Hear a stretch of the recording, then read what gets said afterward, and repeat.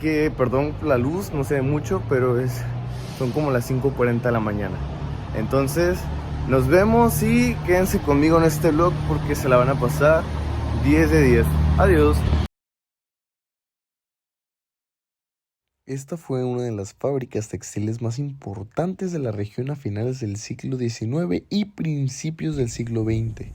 Formaba parte del corredor industrial que conectaba el puerto de Veracruz con el centro del país. Al igual que muchas otras fábricas de la época, cerró debido a cambios económicos y conflictos laborales. Con el tiempo, la maquinaria fue retirada y la estructura quedó a merced de la naturaleza y el tiempo.